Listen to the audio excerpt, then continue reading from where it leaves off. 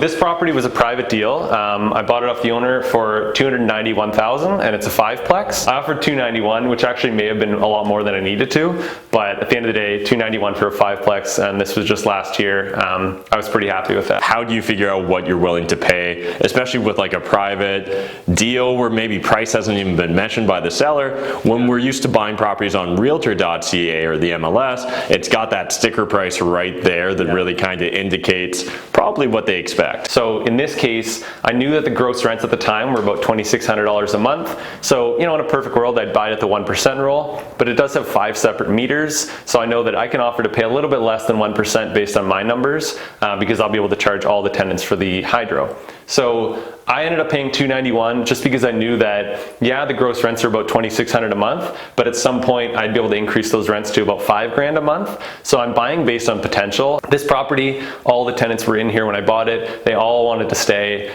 So I'm just kind of waiting it out at this point. And at this point now 2 of the units have turned over. This tenant had an old man in it. He was 90-something years old. He ended up having to go to the hospital and passing away. So at this point now the rents were just over $600 a month, and now it's going to be $1,400, maybe a little bit more. We're back with Kellan again in the Old East Village in London, Ontario. This time he's breaking down for us a 5-plex that he's currently renovating and getting massive rent increases with the turnover in these units. Kellan's kind of a master when it comes to renting out units for top dollar, and this is no different. In this case, he's taken what was a 2-bedroom unit that was renting out for I think $600 a month, and he's now renting it out for $1,400 a month. That's a massive value increase. And that's not just increasing the cash flow he gets every month. By increasing the rents, he's literally increasing the value of this property, the value of this asset. Kellan's a master when it comes to renting out these units. He's using resources like Facebook, Kijiji, and just best practices when it comes to setting up his showings and renting it out and getting the best rental ads out there. Anyways, enough of this. Let's dive into the video with Kellan. You guys are in for a treat. All right, now Kellan's going to dive into the numbers behind this 5-plex that's just kind of on the fringe of the Old East Village here in London, Ontario. So what are we looking at? Yep, so this property was a private deal. I bought it off the owner for $291,000 and it's a 5-plex. It was actually sort of an off-market negotiation. So there was this guy and there was another neighbor who was interested, and in the negotiation process, I remember him saying at some point, well, I can't imagine it being worth $300,000, and I was like, well, I know that the other guy's not offering that much, so I offered $291,000, which actually may have been a lot more than I needed to, but at the end of the day, $291,000 for a 5-plex, and this was just last year. I was pretty happy with that. Do you mind walking through, because I know our audience, a lot of the novice or newer real estate investors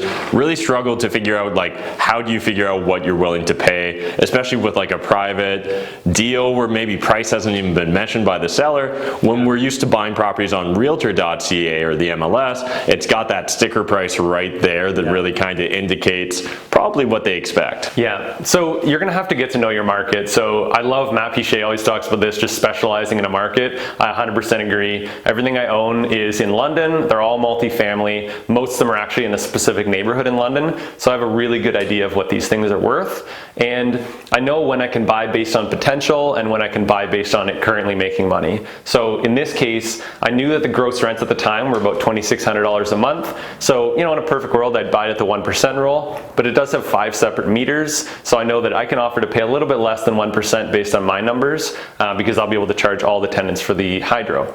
So I ended up paying $291,000 just because I knew that, yeah, the gross rents are about $2,600 a month, but at some point I'd be able to increase those rents to about $5,000 a month. So I'm buying based on potential, and you know, ideally you're going to be able to realize that potential within a year or so, but not always. And I have a few properties where I've had to just wait it out. And the last one we were in, like I said, I've had it for about 2 years. I'm still renovating, you know, 1 unit at a time as they turn over, and this is one of those. So this property, all the tenants were in here when I bought it. They all wanted to stay. So I'm just kind of waiting it out at this point. And at this point now 2 of the units have turned over.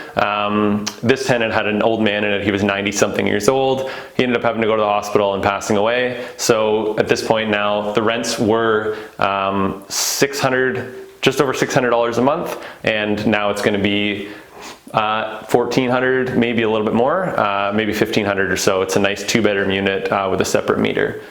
So yeah, the rents at the purchase price were, or at the time of purchase, were around $2,600 a month. It should be around $5,000 a month by the time I'm done.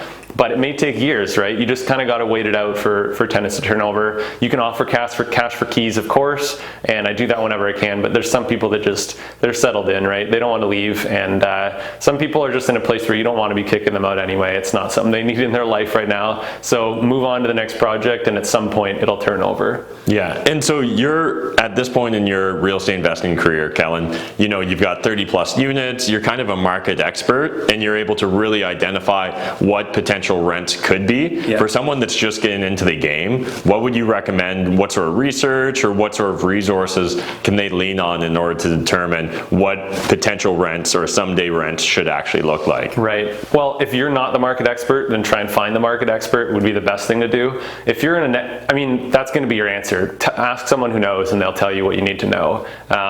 If you're in a place where you're kind of trailblazing and you're doing something that no one else is really doing, then you can post ghost ads. You know, say I have a unit that I want to rent out, and here's some photos, and and see how many people are replying, see what kind of interest is generated, even though maybe you don't actually have that unit to rent right now.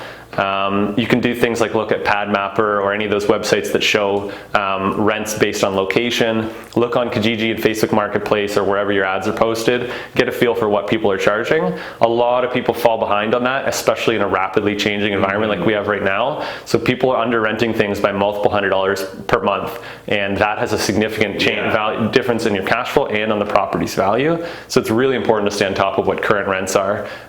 Some people freak out because they think it's way more than market rent, but they don't realize that's the new market rent. They're just used to hearing what Joe Blow down the street pays or what their friend pays, but they've been there for years, and that's not what the current market rent is.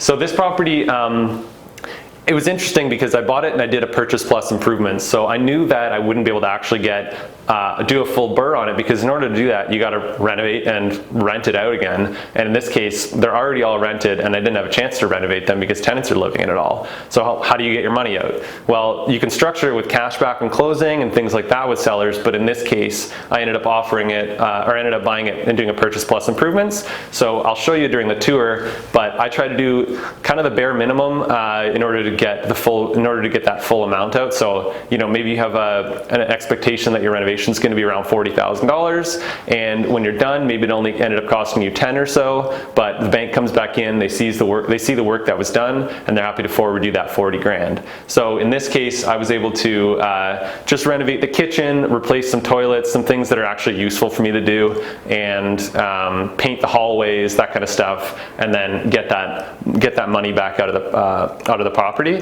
I wasn't able to get all of my money out, so I did have 30 grand or so out of pocket on the deal, knowing that at some point this is going to turn over. In the meantime, it meets the 1%. It almost meets the 1% rule based on its current very low rents, and so I know that in the meantime I'm not losing money, and then at some point it's going to cash flow really, really well.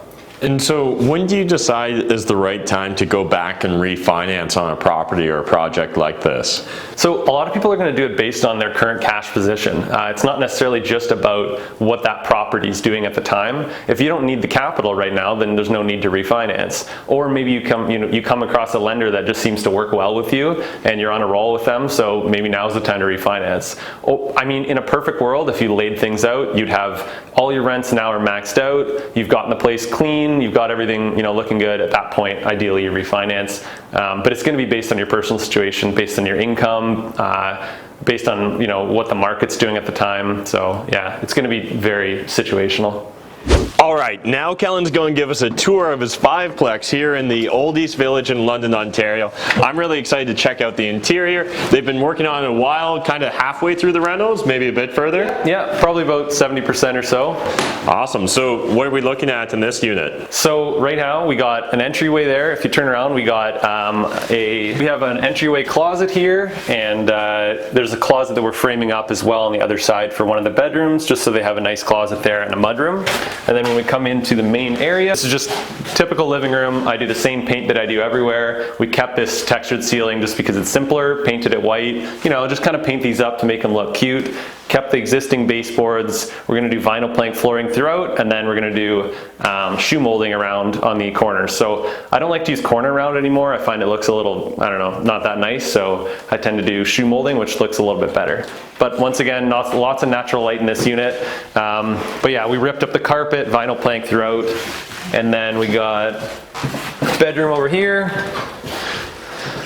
So this is the closet that used to look like this tiny one over here, and now we made a bigger closet, and then the entryway closet is on the other side there. Once again, it's just gonna be flooring, paint, nothing too crazy going on in here. And then in the bathroom, you know, we pretty much gutted this bathroom. So we have, we're putting in new subway tile here. So we did dense shield, and then we're gonna use red guard, a new tub, Moen fixtures, 4x16 subway tile like I always do. We're gonna actually either rip up this tile or clean it up and then put vinyl plank over it. It's just simpler to just do vinyl plank throughout the unit. I don't tend to do much tile work anymore. And then, you know, new fixtures, new light fixture, new vanity, a new toilet. And then coming into the kitchen, we've already mostly done this. There's still some finishing touches to be done, but once again, subway tile, Haggerby doors and stuff like that from IKEA, all the same stuff I always do. White appliances, I gotta replace this fridge still. This unit's actually interesting because when I bought it, in order to get some of my money back out, I did the purchase plus improvements. So this was the renovation I had done at the time, was only this side of the kitchen, and the flooring and the paint and a light fixture. So it made the kitchen look nice, but it wasn't very functional. At this point now, we just added all of this. So now we have tons of cupboard space and countertop space, and made the unit a whole lot more functional. We did a shallow cabinet on this side because there's a bulkhead here, and the rest are all full depth with the slow close drawers. And then behind you, we just got another typical bedroom. There's nothing really too crazy going on in here. We ripped out an old closet and tore it down and rebuilt it, and then otherwise it's just gonna be flooring and paint like usual in here. And so how long does a timeline for a project like this normally take, Kellan? I mean, you should be able to get something like this done in a month or so. I have 4 different renovations going on at this time, and I tend to be juggling contractors and kind of deploying them wherever they're needed. So this unit's probably gonna take about a little over 2 months or so, just because they're working on other units. So, you know, when my electrician's done there, he'll come over here and add an outlet wherever he needs or that kind of thing. But yeah, I would say budget anywhere from 1 to 3 months for the typical renovation. If it's like a full gut job, then it can take a whole lot longer. So for this property, it was a private deal, and it was actually a really interesting story. So in order to get this deal, like I said, I always offer finder's fee to people, not just real estate investors. So I actually had somebody doing some tiling work for me at a different property. And while she was there working, I had a stove, an old, really shitty 24-inch stove that really no one would want. But I posted it up on Kijiji for like 20 bucks in case someone wanted to just come pick it up and maybe they have a use for it. And some guy reached out, and who would be interested in an old shitty stove like that? Probably a landlord who doesn't typically want to do really nice work on their properties. So he reached out, he went and met up with the tiler, and she was like, hey, by the way, like, you know, where's this going? And she knew that if she were able to get a lead on a deal, that she'd be able to get paid a finder's fee. So she ended up actually seeing the property and passing along to me, and then I ended up kind of getting together with the guy for coffee, him and his wife, kind of building some rapport and getting comfortable with each other, and the idea that we can work on this without any agents or anything like that involved. So it ended up in a really good situation. We were both very happy by the end. So when you're dealing with private sellers, it's really nice. You don't have 2 layers of abstraction between you and the seller. So you don't have their agent and your agent. So you need to go through both of those people before you can do any negotiating for terms and that kind of thing. It's really tough to structure anything like cashback and closing, or anything really creative where, you know, maybe you end up having a tenant that wants to move to a different property, or maybe you have someone that wants to stick around for a bit, or whatever it may be. It's nice to actually just sit down for coffee with these people, work it out, see what your interests are, what theirs are, and see how you can make them align. Oftentimes I like to make a pitch for a vendor take back these days. It tends to be harder to get financing once you're maxed out with the banks for like around 10 mortgages or so. So it's nice to kind of get private financing like that. And you can't really, and it's harder to ask for that with through a realtor. Realtors generally want to just sell the property and move on, whereas here you're trying to work it out with them. They know, first of all, they're interested in selling the property privately, so they like saving commissions. Well, they're probably going to also like the idea on saving taxes, which you can do with a vendor take back. And there's lots of other ways, different levers you can pull in terms of the interest rate, the down payment, interest only versus principal and interest, all sorts of different things you can do for vendor take backs that make it mutually beneficial.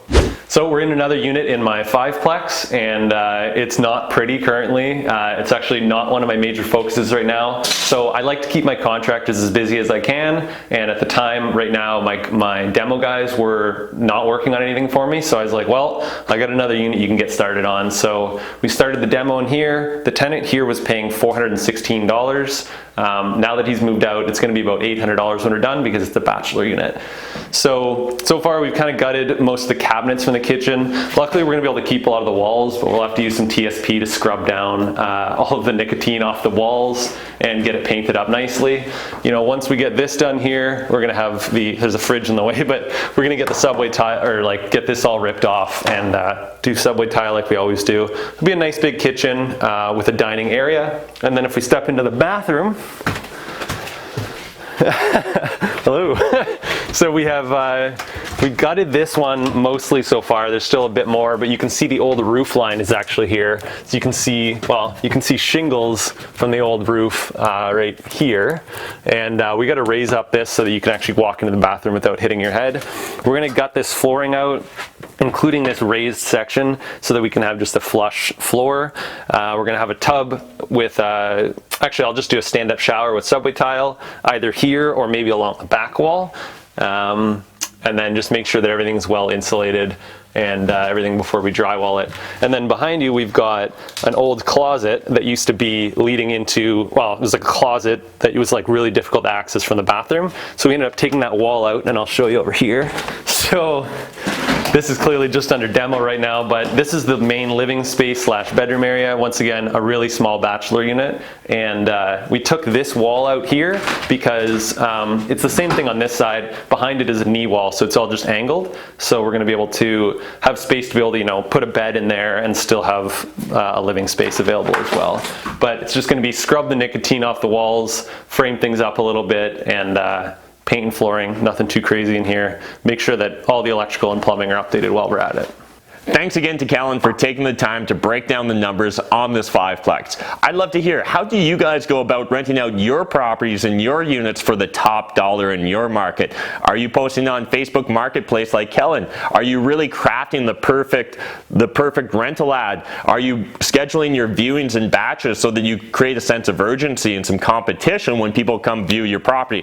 Let us know in the comment section down below, because I'd love to learn some of your secrets when it comes to renting out your rental properties. If you guys enjoyed this video, smash the like button. If you're new to my channel, hit the subscribe button. Until next time, remember, making money is a team sport. There's more than enough money in this world for us to all make it, but if you're not saving it, I mean, like, what's the point? Thanks, guys.